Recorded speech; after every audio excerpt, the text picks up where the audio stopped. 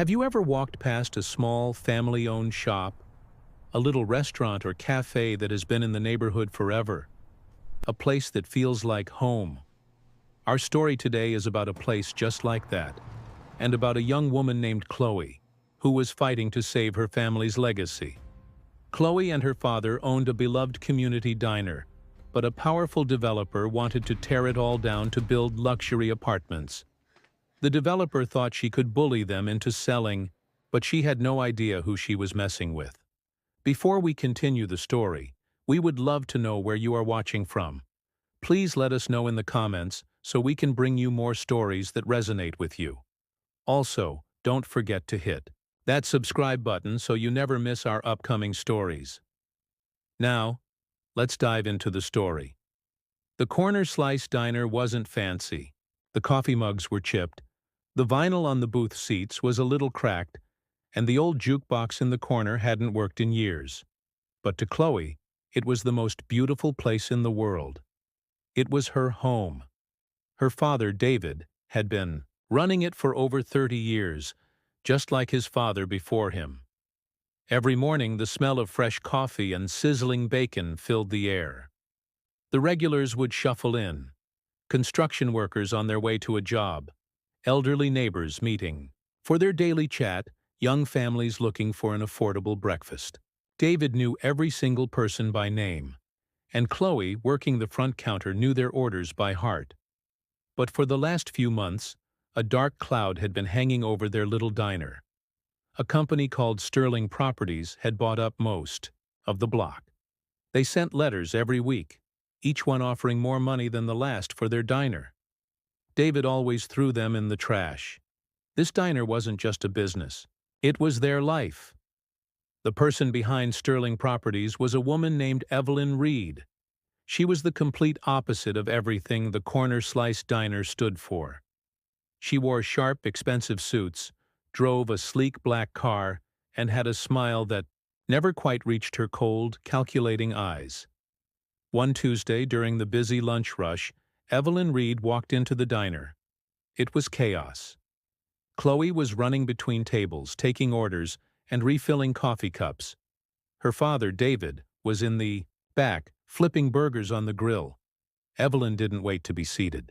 She walked right up to an empty booth and sat down, tapping her long, manicured nails on the tabletop. Chloe hurried over, a friendly smile on her face despite the stress. "Hi, welcome to the Corner Slice. What can I get for you today?" Evelyn looked around the diner with a look of disgust. "I'll have a coffee, and please, make sure the cup is clean." Chloe's smile faltered for a second. Of course, she rushed to get the coffee, carefully picking out the newest-looking mug and wiping it down before pouring. When she placed it on the table, Evelyn took a small sip and made a face. "This tastes burnt. Is your coffee always this terrible?" I'm sorry you don't like it," Chloe stammered. "I just made a fresh pot." "Clearly you didn't make it correctly," Evelyn said loudly, making sure other customers could hear. "And this table, it's wobbly. Is anything in this place maintained properly?" Chloe's cheeks burned with embarrassment. She knew what Evelyn was doing. This wasn't about bad coffee or a wobbly table. This was a performance. She was trying to make a scene, to make their diner look bad in front of the regulars who loved it. "I can move you to another table if you like," Chloe offered, her voice shaking slightly. Evelyn just laughed. It was a cold, sharp sound. "Oh, don't bother. I'm just trying to understand how a business like this even survives. It's old. It's falling apart. Honestly, it's an eyesore on this street." That's when an older woman in the next booth, Mrs. Gable, spoke up. "This diner has been the heart of our neighborhood for 50 years, young lady. We like it just the way it is." Evelyn shot Mrs. Gable a nasty look before turning her attention back to Chloe. "Loyal customers won't save you from progress. Maybe if you spent less time chatting and more time running a proper business, you wouldn't be in this situation." Tears welled up in Chloe's eyes. She had poured her entire life into this diner, working alongside her dad since she was tall enough to reach the counter. Hearing this woman insult their hard work felt like a knife to the heart. Just then, the swinging door to the kitchen flew open. David walked out, wiping his hands on his apron. He wasn't yelling. He wasn't angry. He looked tired, but his eyes were firm. He walked straight to Evelyn's table. "Ms. Reed," he said, his voice calm and steady. "You are not here for the food. You're here to bully my daughter and to bully me into selling my home." Evelyn leaned back with a smug smile. "I'm just a customer pointing out the obvious flaws."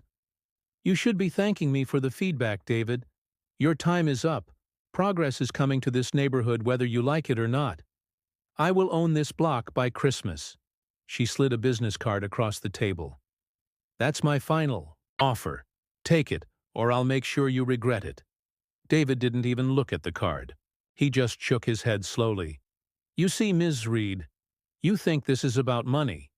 You think you can just wave a check and erase 50 years of history. 50 years of birthdays, first dates, and neighbors becoming family," he continued, his voice growing stronger. "We knew you wouldn't stop, so we started working on something. The whole neighborhood did." He gestured over to Mrs. Gable. Mrs. Gable used to be a history teacher. She spent weeks at the city archives, digging up old photos and articles about this diner. "How it was one of the first businesses on this street after the war," he pointed to a man in a construction vest at the counter. "Mike over there got every single worker on his site to sign a petition. We got over 2,000 signatures." Chloe watched, confused but hopeful. What was her dad talking about? David looked Evelyn right in the eye. "We took all of that to the city council. We filed an application to have the Corner Slice Diner officially declared a city historical landmark." Evelyn's smug smile disappeared. For the first time she looked uncertain. "You're bluffing? The city would never. It's just a greasy old diner." "No," David said, a small proud smile now on his face. "It's history," and they agreed. He reached into his pocket and pulled out a folded piece of paper, an official letter with the city's seal at the top. "It's a letter, Ms. Reed. From the City Historical Preservation Society. They approved our application this morning." He placed the letter on the table in front of her. "This building cannot be demolished. It cannot be significantly changed. Your luxury condos will have to be built somewhere else." The diner was completely silent for a moment. Everyone was watching Evelyn Reed. The color drained from her face. She looked at the letter, then at David's determined face, and then at all the hopeful faces of the customers around her. She had lost. Her money and her power meant nothing against a community that stood together. Without another word, Evelyn Reed stood up, grabbed her expensive handbag, and walked out the door. As the door swung shut behind her, the entire diner erupted in cheers. Mrs. Gable was crying happy tears. Mike, the construction worker, gave David a powerful handshake. Chloe ran to her father and hugged him tightly, tears of relief streaming down her face. "You did it, Dad," she whispered. "You did it." He hugged her back. "No, Chloe," he said, looking around the room at all their friends and neighbors. "We did it." From that day on, the Corner Slice Diner felt more special than ever. It wasn't just a place to eat. It was a landmark. It was a testament to the fact that some things are more valuable than money. It was a little piece of history, saved by a community that refused to let it be forgotten. And that was the story of Chloe and David, who proved that a community united can be more powerful than any corporation. We have a question for you. What is a local place in your town? A small shop, a park, or a landmark that you would fight to protect? Let us know in the comments below. We love reading your stories. And if this story resonates with you, please hit the subscribe button. It's completely free for you, but it helps us a lot to continue bringing you these stories. Thanks for watching, and have a beautiful day.